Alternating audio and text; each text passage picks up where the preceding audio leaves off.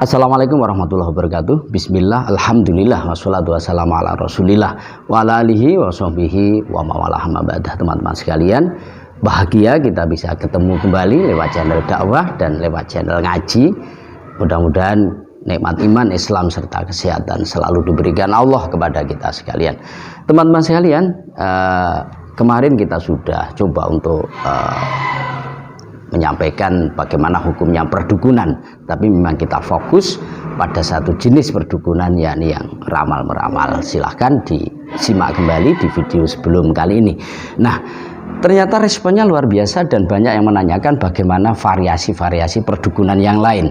Kali ini kita akan membahas perdukunan yang menggunakan media sihir, kesaktian, mantra-mantra dan sejenisnya. Nah, teman-teman sekalian, nanti kita akan banyak menampilkan referensi dan tidak mungkin kita baca semuanya karena tentu kita tidak ingin durasi waktunya lama, sehingga nanti akan kita simpulkan di beberapa referensi itu. Pertama bisa dibuka di dalam kitab Buhyatul Mustarsyidin, karya besar dari Syekh Abdurrahman Bafaqih. Ini sangat familiar di pondok pesantren. 298 halamannya. Di sana disebutkan khawarikul adah ala arbaati aksamin. Jadi kemampuan luar biasa yang dimiliki oleh seseorang itu dibagi menjadi 4 macam. Yang pertama bisa disimak di layar, mukjizat. Mukjizat itu adalah kemampuan luar biasa yang dimiliki oleh seseorang. Dalam hal ini adalah nabi dan rasul yang langsung diberikan oleh Allah, disertai dengan pengakuan bahwa dia adalah nabi. Kemudian musuh tidak akan mampu mengalahkan, dan min hurik disabin wa a'malin mahsusin. Jadi kemampuan ini tidak diupayakan oleh dia, tapi langsung diberikan oleh Allah. Yang kedua adalah karomah atau keramat. Nah, keramat ini adalah kemampuan luar biasa yang dimiliki oleh seseorang juga tanpa usaha, karena dia adalah kekasih-kekasih Allah, takwanya sempurna, sehingga tanpa usaha ini sudah diberikan kemampuan luar biasa oleh Allah. Orangnya orang disiplin syariat yang luar biasa. Ini ada 2. Yang pertama adalah irhas. Irhas itu adalah kemampuan luar biasa yang diberikan oleh Allah sebelum dia jadi nabi. Yang kedua, bagian dari karomah adalah ma'unah. Jadi ma'unah itu adalah bagian dari karomah, yakni yang diberikan oleh Allah kepada seseorang yang bukan nabi, bukan calon nabi. Dia sangat disiplin syariat, dia takwa luar biasa tanpa diusahakan, kemudian dipunya kemampuan luar biasa. Yang ketiga adalah istidraj atau pengelulu. Istidraj ini diberikan kemampuan luar biasa, diberikan oleh Allah kepada orang-orang yang ahli maksiat. Karena Allah mempunyai sifat Rahman Rahim, siapapun yang minta, siapapun yang usaha diberikan, maka disinilah letak Rahman Rahim Allah. Sekalipun dia orang fasik, bisa saja orang itu diberi kemampuan-kemampuan luar biasa. Dan ini tentu akan memperberat terhadap tanggung jawab siksa nanti di akhirat. Namanya istidraj. Yang keempat adalah sihir. Nah, sihir bisa disimak wa huwa mayahsulu bita'alumin wa mubasyarati sababin alaya difasikin au kafirin. Jadi sihir itu satu kemampuan luar biasa dengan cara mubasyarah. Jadi diusahakan, ada upaya-upaya untuk mendapatkan amalan-amalan tertentu untuk mendapatkan kemampuan luar biasa itu. Nah, ini diberikan kepada orang fasik dan orang kafir. Di sini disebutkan seperti orang mampu membakar dirinya tapi dia tidak apa-apa, mampu melukai dengan benda-benda tajam tapi dia tetap tidak apa-apa, tidak mempan dan lain sebagainya. Itu adalah dampak-dampak dari sihir. Kemudian ini dijelaskan lebih tegas, ya. Kita buka di dalam kitab Hasyiah Dasuki. Hasyiah Dasuki itu besar, ya, kitabnya 6 jilid, induk dari kitab Malikiyah, karya besar dari Syekh Ahmad bin Muhammad Al-Adawi. Ini mensyarai kitab Kabir, jadi Syarhul Kabir milik Syekh Ad-Dardiri. Jadi bisa dirujuk di dalam kitab aslinya. Di dalam kitab Ad-Dasuki, di sana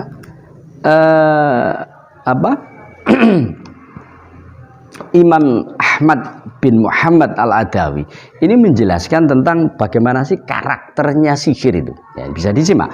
Wasihru yaqa'u bihi taghyiru ahwalin katahyiri halisasi minasyalil marad dan seterusnya. Jadi sihir itu karakternya adalah setelah orang mempunyai kemampuan untuk mendapatkan kemampuan sihir itu, ini bisa macam-macam. Ada yang merubah sifat, jadi dari sehat kemudian menjadi sakit. Ada yang lengkap anggota tubuhnya kemudian bisa hilang tangannya, bisa hilang kepalanya dan lain sebagainya, adalah sihir. Nah, sihir ini teman-teman sekalian di dalam kitab Dasuki itu tidak semuanya diharamkan. Bahkan kalau upaya-upayanya ini adalah tidak melanggar syariat, mantra-mantranya tidak melanggar syariat. Jadi mantranya diambil dari Al-Quran, dzikir, takbir, tasbih, ya amalan-amalan tertentu. Itu pertama, orangnya disiplin syariat.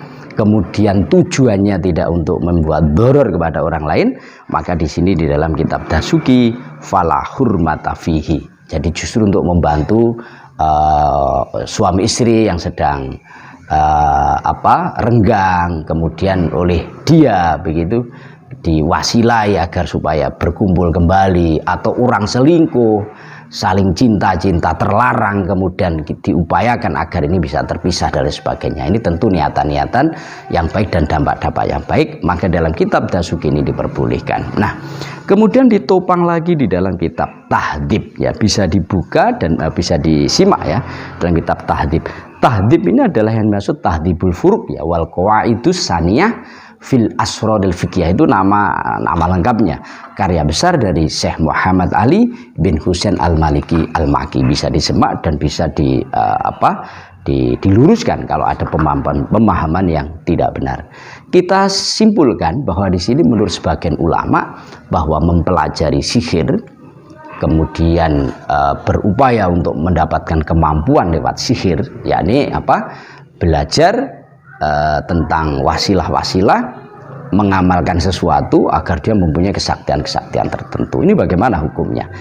Maka di dalam kitab Tahdhibul Furuq disampaikan kalau tujuannya adalah untuk membedakan antara sihir dengan ma'unah, antara sihir dengan karomah.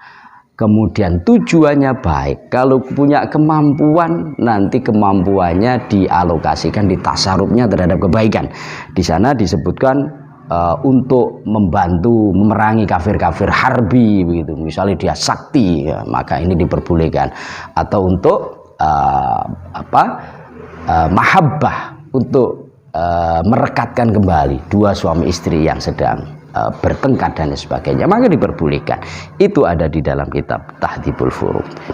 Nah, berikutnya di dalam Fatawa Hadisiyah. Fatawa Hadisiyah itu karya besar dari Syekh Ibnu Hajar Al-Haytami Asy-Syafi'i.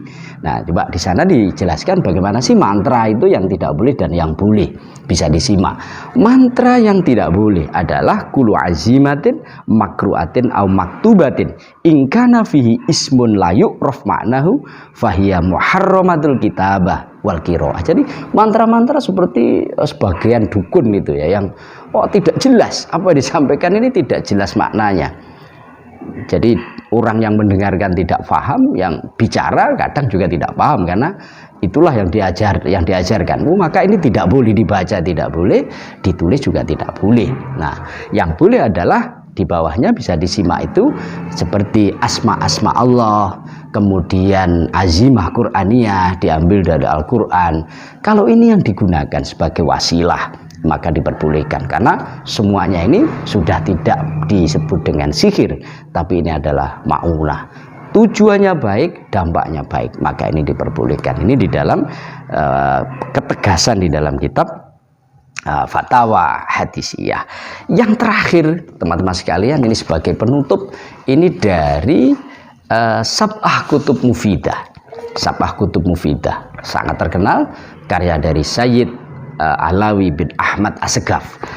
Nah, beliau di sini beliau menyampaikan di halaman 17 sampai 18. wa minha. Jadi termasuk bagian dari macamnya sihir itu sebenarnya adalah al-isti'anah bil arwah al-ardiyah.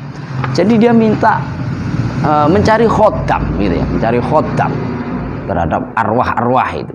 Nah, bagaimana kemudian hukumnya? Di mana orang yang isti'anah ini kemudian wa qiraatil azaim membaca mantra-mantra ila haitsu yakhluqullahu akibat dzalik ala sabi jaril adah ba'da khawarik. Dia harapkan nanti setelah dia amalan-amalan tertentu, membaca mantra tertentu ini mendapatkan khawarikul adah, kemampuan luar biasa. Bagaimana hukumnya? Disimpulkan oleh beliau sumat tahqiq ayuqala in kana man yata'atto dzalika khairon mutasyari'an. Yang pertama adalah apabila pelakunya adalah disiplin syariat. Mukmin muslim tentu, tapi tidak cukup, dia harus disiplin syariat. Yang kedua, wakana man yasta'inu bihi minal arwahil khuyarah. Kemudian yang dijadikan khotim adalah arwah yang baik. Khuyarah di dalam di dalam kitab Faridul Bahiyah. Coba saya cek kembali di dalam kitab Durarul Farid. Mohon maaf, Durarul Farid. Di sana dijelaskan bahwa al-khuyarah adalah mukminul jan. Jadi jin-jin yang mukmin. Kalau syarirah adalah kafirul jan, jin kafir. Maka di sini maksudnya adalah apabila khodamnya adalah jin-jin yang mukmin. Ya. Lalu wakanat azaimuhu la tukhalifu syar'a. Mantra-mantranya diambilkan dari Al-Qur'an. Mantra-mantranya tidak mukhalafah terhadap syariat, seperti menyebut asma-asma Allah sekian, membaca tasbih, takbir dan sebagainya. Walaisa fi hayat har alayatihi minal khawarik dororun syari'un, dan dampaknya ini tidak doror kepada orang lain, tapi justru membantu orang lain. Falaisa dzalik minas sihri. Maka kata beliau ini bukan sihir kalau menetapi 4 atau 3 syarat tadi. Bal minal asror wal ma'unah. Bahkan ini adalah bagian dari keramat seseorang. Jadi siri seseorang.